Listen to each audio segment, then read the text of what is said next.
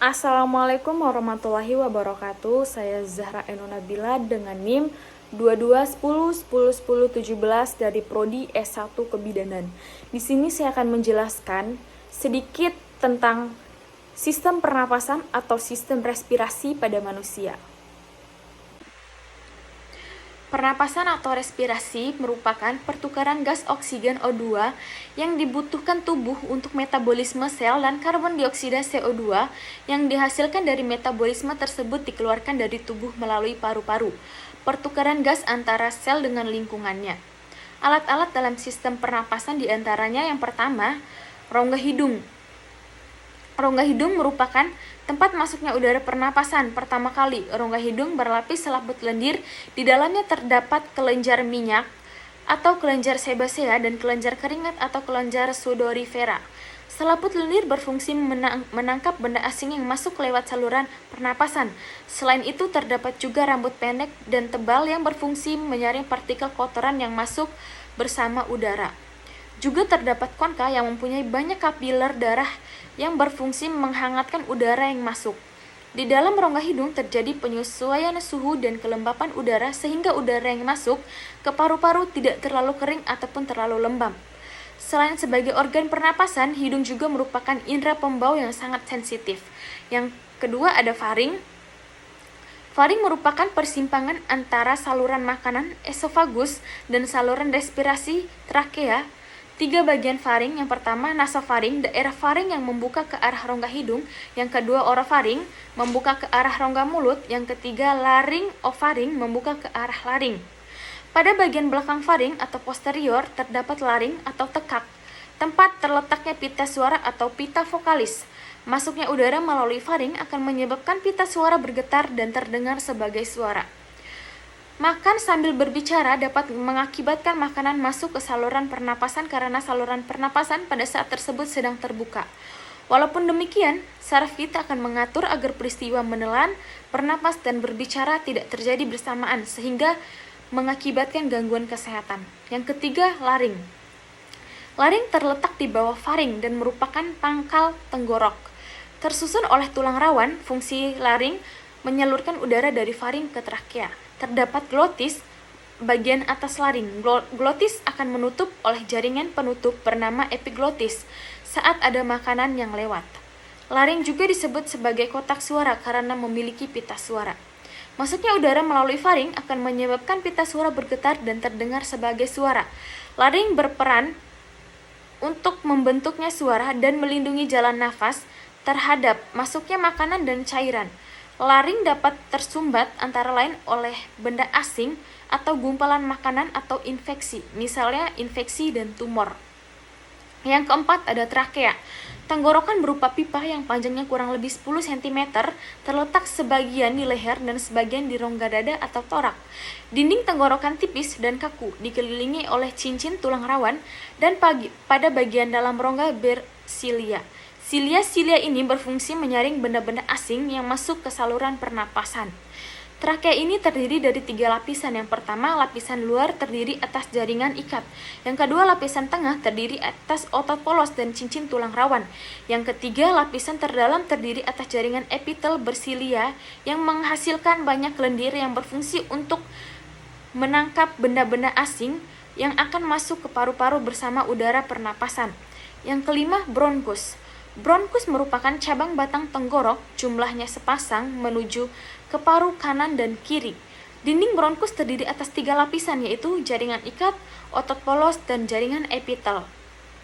Seperti pada trakea, perbedaannya adalah bahwa dinding trakea jauh lebih tebal dan cincin tulang rawan pada bronkus tidak berbentuk lingkar sempurna.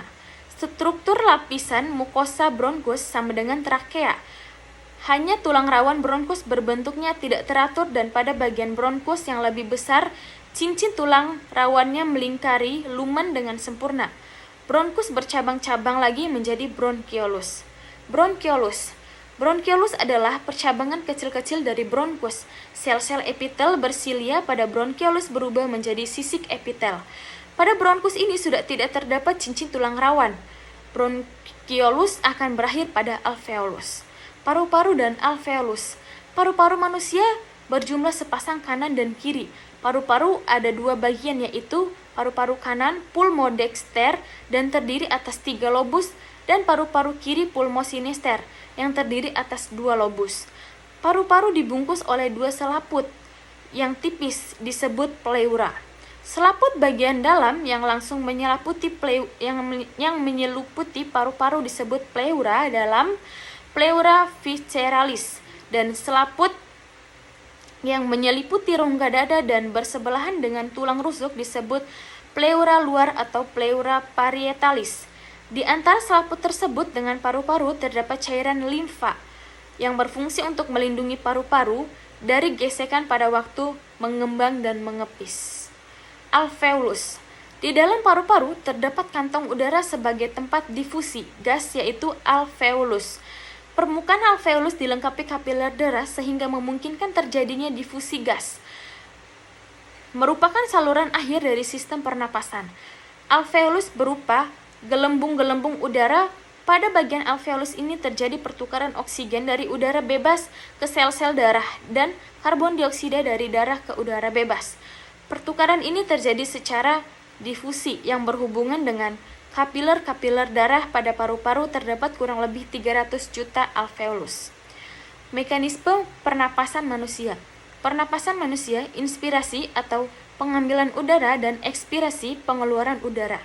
Pernapasan berdasarkan cara melakukannya atau organ yang berperan. Pernapasan dada diantaranya otot antar tulang rusuk dan pernapasan perut diafragma. Mekanisme pernapasan pada perut. Pernapasan dada, inspirasi atau udara masuk, tulang rusuk terangkat karena kontraksi otot antar tulang rusuk, volume rongga dada membesar, udara keluar atau ekspirasi, tulang rusuk turun karena otot antar tulang rusuk berelaksasi, volume rongga dada mengecil. Pernapasan perut, inspirasi atau udara masuk, otot diafragma kontraksi, diafragma mendatar, volume rongga dada membesar. Ekspirasi, udara keluar, otot diafragma relaksasi, otot perut kontraksi, diafragma melengkung ke rongga dada, volume rongga dada mengecil. Volume udara pernapasan bisa lihat pada gambar di samping atau di atas. Macam-macam volume udara pernapasan. Yang pertama ada volume tidal, udara yang dihirup dan dihembuskan dalam keadaan biasa 500 cc. Yang kedua, volume cadangan inspirasi atau komplementer, udara masuk sebanyak 1500 cc yang masih dapat dihirup lagi dengan cara inspirasi yang maksimum setelah inspirasi biasa. Yang ketiga, volume cadangan ekspirasi atau suplementer, udara sebanyak 1500 cc yang dapat dihembuskan lagi pada ekspirasi maksimum dengan mengerutkan otot perut kuat-kuat. Yang keempat, udara residu, udara sebanyak 1000 cc yang tidak dapat dihembuskan lagi dan menetap pada paru-paru. Pertukaran gas dalam tubuh.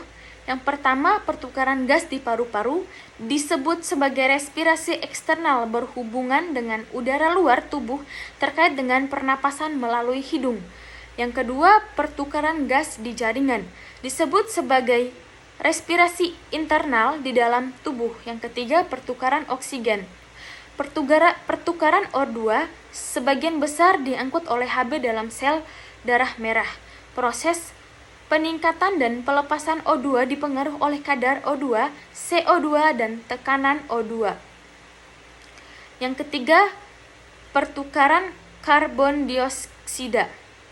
Proses pertukaran karbon dioksida dari sel-sel jaringan ke dalam darah. Setelah berada di dalam darah, karbon dioksida dibawa ke alveolus untuk dikeluarkan. Pertukaran CO2, ada 3 cara pengangkutan CO2. Yang pertama, CO2 larut dalam plasma membentuk asam karbonat. Yang kedua, dalam bentuk senyawa karbomino.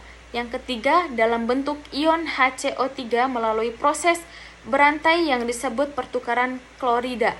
CO2 masuk ke dalam sel darah merah yang mengandung enzim karbonat anhidrase. Sekian video dari saya, lebih dan kurangnya mohon maaf. Wassalamualaikum warahmatullahi wabarakatuh.